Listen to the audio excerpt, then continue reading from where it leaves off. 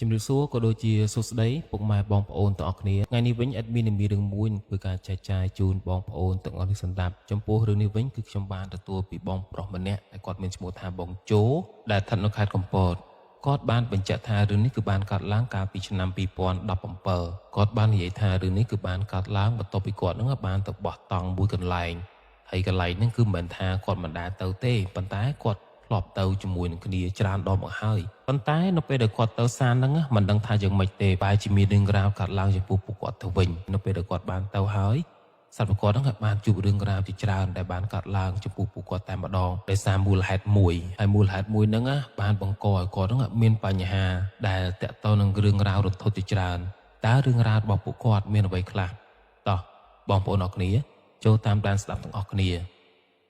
បងជូគាត់បានបញ្ជាក់ថាថ្ងៃមួយហ្នឹងគាត់កំពុងតែធ្វើការសុកស្រាប់តែមានទូរស័ព្ទខលមក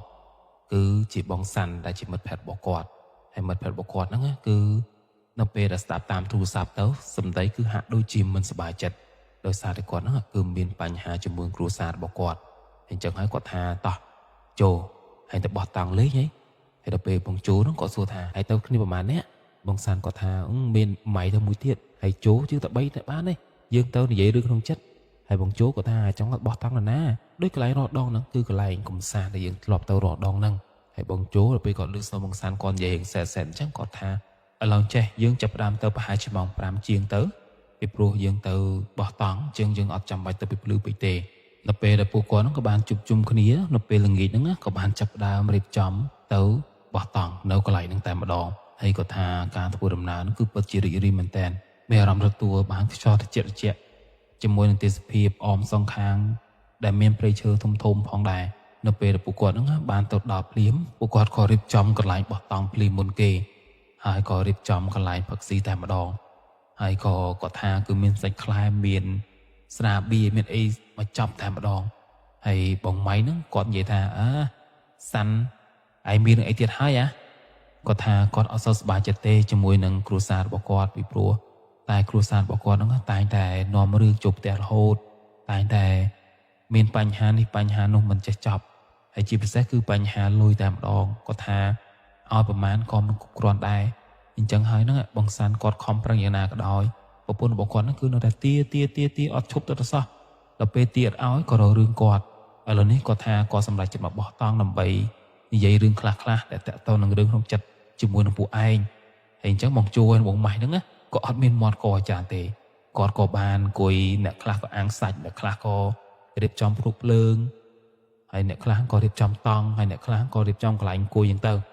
ហើយដល់ពេលដែលពួកគាត់ហ្នឹងបានរៀបចំរួចហើយពួកគាត់ហ្នឹងក៏បាននិយាយរឿងក្នុងចិត្តច្រើនមែនតើនិយាយក៏ហូបអញ្ចឹងណា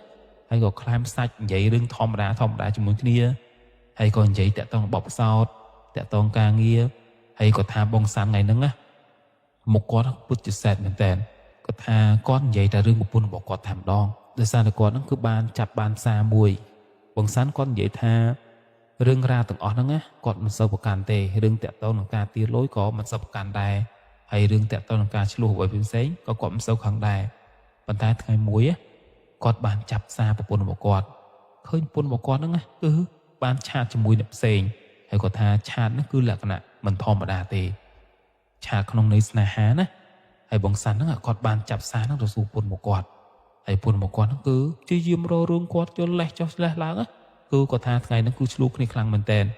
ហើយបងជួហើយបងម៉ៃហ្នឹងក៏បានស្ដាប់ណាបានស្ដាប់ហើយលួងហ្នឹងទៅហើយបងសាន់គាត់ពិបាកចិត្តខ្លាំងពេកពេលខ្លះគាត់អង្គុយហូបវិជាហ្នឹងទៅ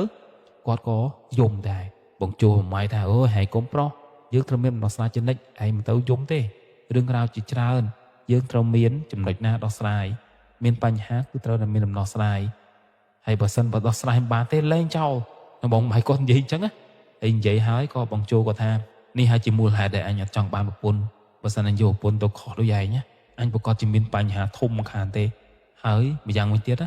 ចិត្តរបស់អញគឺអត់រឹងមាំដូចពួកឯងទេហើយដល់ពេលអញ្ចឹងហើយអញមិនចង់បានប្រពន្ធទេហើយបងម៉ៃថាអូយហែងអត់តែមាត់ទេប៉ុន្តែអញឃើញហែងសម្លឹងមើលស្អីដល់ញឹកប៉ុន្តែនៅគណៈពេលដែលពួកគាត់កំពុងតែនិយាយគ្នាអញ្ចឹងគាត់ស្រាប់តែឮសំឡេងអ៊ូអមមែនតើ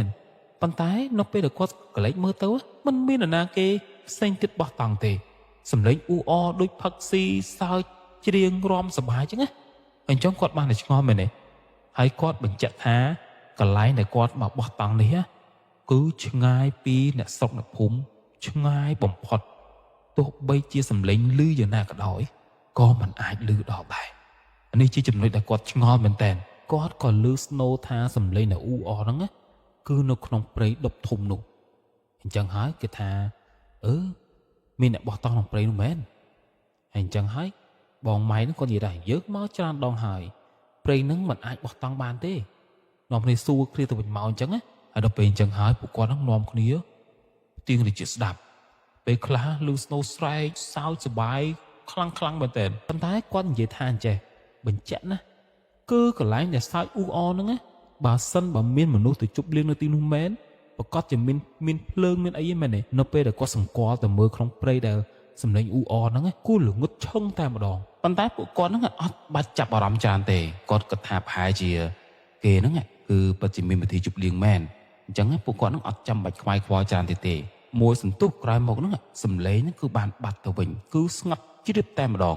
លែងមានសម្លេងអីទៀតទេអញ្ចឹងហើយហ្នឹងបងសាន់ហ្នឹងគាត់បានដើរទៅក្រៅមិនដឹងថាគាត់ដើរទៅណាទេបងជូឲ្យបងម៉ៃហ្នឹងគាត់អត់មានគិតច្រើនទេគាត់ថាបងសាន់ហ្នឹងប្រហែលជាទៅបត់ជើងប៉ុន្តែគាត់ថាទៅប្រហែលជា10នាទីជាងអត់ឃើញបងសាន់ទៅវិញអញ្ចឹងបានតែបងជូគាត់ស្រែកទៅថាឯងនៅណាយូរម៉ាគាត់ស្រែកចឹងដាក់បងសាន់ណាហើយបងសាន់ហ្នឹងគាត់ថាអញទៅហើយគាត់ស្រែកមកវិញអញ្ចឹងដល់ពេលបងជូឲ្យបងម៉ៃហ្នឹងងាកស្របគ្នាទៅសម្លេងបងសាន់ហ្នឹងគាត់ស្រាប់តែឃើញបងសាន់ដើរមកមែនប៉ុន្តែអ្វីដែលបងជួយបងម៉ៃឃើញគាត់ឃើញបងសាន់ហ្នឹងឃើញកាន់អ្វីម្យ៉ាងឃើញលក្ខណៈសអញ្ចឹងហើយបានទៅសួរហើយបានស្អីគេហើយបងសាន់ហ្នឹងគាត់ថាអញបានទឹកសាយមួយឲ្យមើលតោះគៀងក៏ធ្វើទឹកសាយស៊ីបងជូហ្នឹងគាត់បានសួរបងសាន់ថាចេះថាហើយបានសាយពីណាហើយបងសាន់គាត់ថាគាត់ឃើញទឹកសាយហ្នឹងជាប់អង្គប់គេហើយគាត់ថាអត់ឃើញមានម្ចាស់គាត់ហ្នឹងក៏យកទន្សាយហ្នឹងមកតែម្ដងហើយបងជួថាហើយមកយកមកគេមកអញ្ចឹងហើយយ៉ាប់ម្ចាស់គេរករឿងហើយបងសាន់ថាអូយបើសិនមកគេរករឿងគេចាប់បានណាឲ្យលុយគេទៅវាចាប់បាត់ហើយប៉ុន្តែសំខាន់ឥឡូវនេះណាអញចង់ស៊ីសាច់ទន្សាយគាត់និយាយអញ្ចឹងហើយអញ្ចឹងហើយបងម៉ៃបងជូអត់មាត់ទេហើយមួយសន្ទុះទៀតដល់ពេលបងសាន់ហ្នឹងគាត់បានធ្វើទន្សាយហ្នឹងឲ្យងាប់ហើយប៉ុន្តែអត់ទាន់ធ្វើណាក៏ឃើញបងសាន់ហ្នឹងដើរចូលទៅព្រៃទៀតប្រហែលជា2នាទីក្រោយមកទៀតទើបឃើញបងសាន់ហ្នឹងកាន់ដុំថ្មមួយគាត់ថាដុំថ្មហ្នឹងប្រហែលជាប្រវែង30សង់ទីម៉ែត្រទេហើយរាងវាហ្នឹងគឺអាច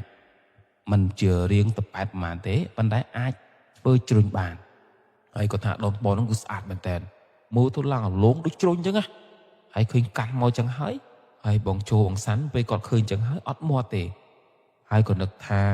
គាត់យកដុំថ្មហ្នឹងមកដាក់ដើម្បីរៀបចំប្រលះឬក៏ធ្វើសាច់ម្សាយអញ្ចឹងទៅហើយអញ្ចឹងហើយពួកគាត់ហ្នឹងអត់មានមាត់កអីទេហើយក៏មានទឹកមានអីរៀបចំធ្វើធម្មតាធ្វើជាមួយគ្នាទាំងអស់ហ្នឹងប៉ុន្តែបងជូនអត់មានបានទៅជួយទេគឺមានថាមានតែបងសាន់ហើយបងម៉ៃហ្នឹងគឺជួយធ្វើទៅលើសាច់ម្សាយហ្នឹងហើយចំពោះបងជូវិញគឺគាត់រៀបចំបង្កាត់ភ្លើងនៅពេលដែលបងជូហ្នឹងគាត់កំពុងតែបង្កាត់ភ្លើងហ្នឹងបងសាន់ហើយបងម៉ៃហ្នឹងគាត់ក៏បានស្រែកថាឯងមើលទៅសាញផងអញទៅដងទឹកផ្លែតនិយាយអញ្ចឹងណាហើយបងជូគាត់និយាយរមាត់ទេថាដឹងហើយចង់បញ្ជាក់ថាកន្លែងដែលធ្វើទន្សាយហ្នឹងហើយនឹងកន្លែងបងជូហ្នឹងណាដែលគាត់បង្កើតភ្លើងហ្នឹងគឺបាំងតង់មួយខាងម្នាក់ទេគឺមិនឆ្ងាយប្រហែលទេណាហើយដល់ពេលអញ្ចឹងទៅកំពុងតែបង្កើតភ្លើងហ្នឹងបងសាន់ហើយបងម៉ៃហ្នឹងគឺដើរមកតែម្ដងក៏សួរថាចេះទន្សាយទៅណាហើយយកមកមែនសួរបងជូអញ្ចឹងហើយបងជូគាត់និយាយថាអត់ទេអញពុំបង្កើតភ្លើងនៅទីនេះហើយអញ្ចឹងបងម៉ៃនិយាយ